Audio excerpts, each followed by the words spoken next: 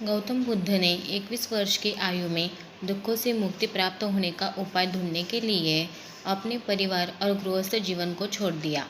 निरंतर चिंतन मनन के बाद 35 वर्ष की आयु में उन्होंने इसका रास्ता भी खोज लिया। 45 वर्ष लगातार उन्होंने अपने विचारों का प्रचार एवं प्रसार किया। जब उनका अंत समय आया, वह एक वृक्ष के नीचे लेट गए और मृत्यु की प्रतीक्षा करने लगे।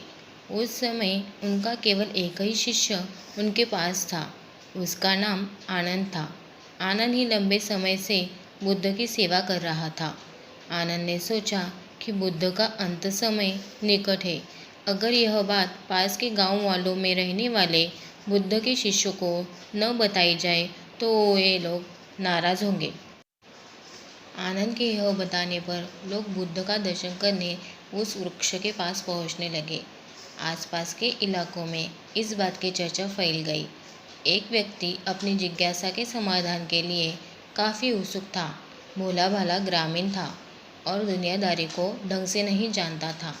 फिर भी उसके मन में एक जिज्ञासा थी जिसे लेकर वह परेशान था। बुद्ध से उसने जीते जी मुक्ति पाने का मार्ग बताने की प्रार्थना की। बुद्ध ने कहा, जीते जी जन्म मरण से मुक्ति प्राप्त करना चाहते हो तो जीवन में 3 बातों का ध्यान रखो। इन बातों पर अमल भी करो। सब लोग ध्यान से सुनने लगे। बुद्ध ने कहा, पहली बात, पापों से जहाँ तक संभव हो बचो। दूसरी बात, जीवन में जितने भी पुण्य कर्म कर सकते हो करो। तीसरी बात, अपना मन चित्त निर्मल रखो। यह शब्द कहते ही बुद्ध ने अपने प्राण त्याग दिए। बुद्ध की इन 3 शिक्षाओं को अपनाकर ग्रामीणों ने जीते जी मुक्ति का मार्ग पाया। ये 3 शिक्षाएं मानवता के लिए अमूल्य धरोहर है।